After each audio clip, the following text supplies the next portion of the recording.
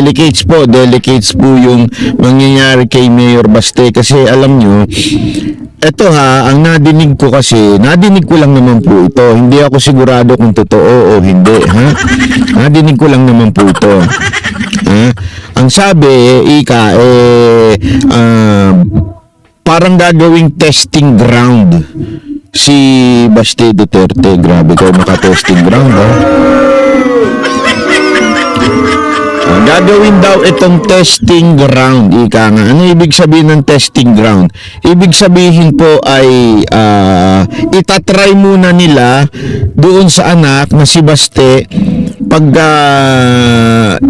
ito'y walang naging resultang hindi maganda tulad ng sisigaw, pagiging galit ng mga Pilipino, gagawin din nila yon sa kanyang ama. Inuuna muna itong anak pag susubukan nilang gawin. Naku po, patay tayo ba? So uunahin daw muna si Baste. Alam mo, sa totoo lang delicate siyang ganyang klaseng ninyo kasi hindi ho biro yung mga ganyang klaseng banat ho para ho sa ating butihing butihing mayor na si Baste Duterte. Alam mo kasi si Baste Duterte simple lang yan pero rock yan. Sabi nga nila rockstar yan Hindi, alam nyo, simpleng-simple lang nung mama na yun, pero napakagaling noon pagdating sa pamumuno at napaka-stricto at nagustuhan din po nila kasi sabi nga nila kung meron mang pareho ng style kay Rodrigo Roa Duterte, ang ating dating Pangulo, yan po ay si Baste. Si Vice President Sara Duterte, iba yung style, okay? Maganda yung kanyang pamamahala bilang mayor at Vice President, pero iba yung style niya compare daw sa kay Pangulong Duterte. Yan ang mga nagsasabi niya, mga taga Davao. At ito naman daw pong anak ni Pangulong Duterte na si Baste, yan ang pareho sila ng style ng ama. Yun ang sinabi.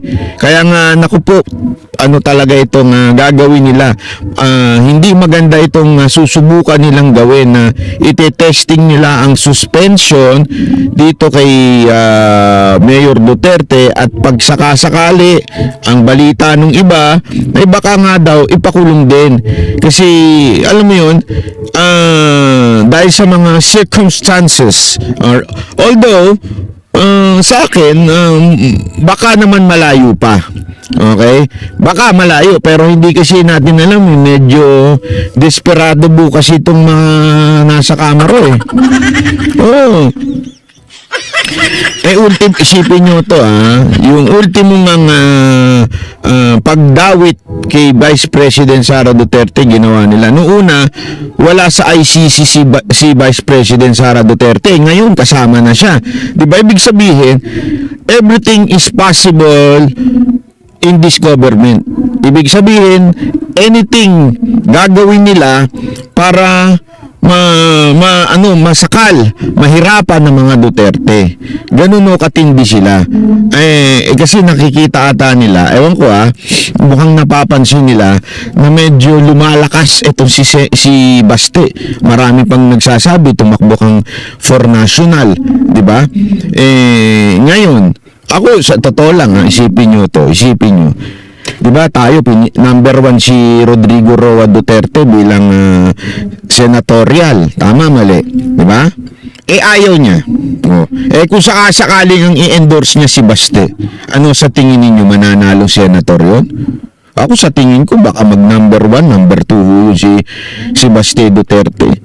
Kasi talaga namang pag sinabi mong tatak Duterte, iba yung gumalaw. Malupit siya mga yan. Madaming naitanim yan sa lahat ng mga mayor, mga gobernador. Kaya posible yun. Hindi, alam nyo, nung kinausap namin si Baste tungkol dyan sa Senate, even Vice President, kasi pinag-uusapan namin yan Tapos alam mo, sabi niya, wala talaga siyang interest. Mararamdaman mo naman kung isang tao gino-joke time ka lang, di ba? Mararamdaman mo naman ng isang tao kung seryoso. Siya wala yung tipong Hindi nga maano pagkausap mo nga siya, hindi nga ho siya mabulaklak pagsalita. Diretso lang, di ba? Hindi yung tadhana ang magbibigay sa atin ng desisyon.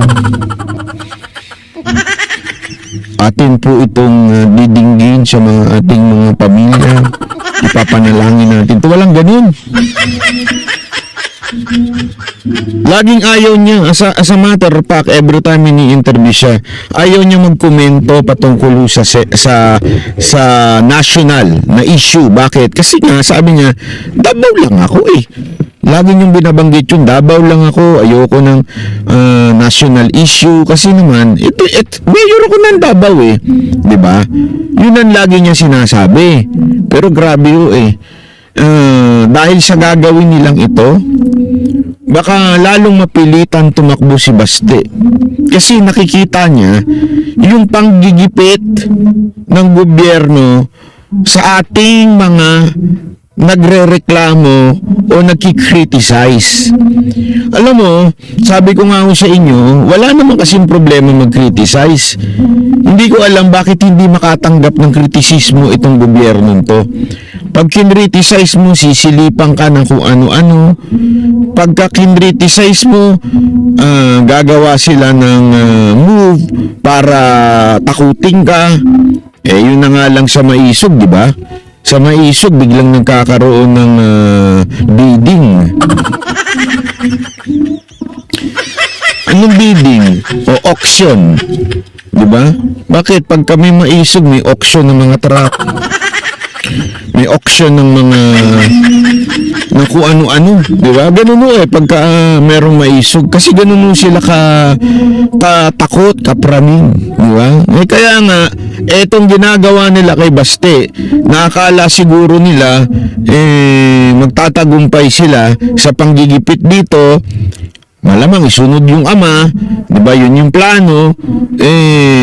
Baka mamaya sabi nga tumalbog sa kanila yung gusto nilang gawin, yung plano nilang gawin, ha?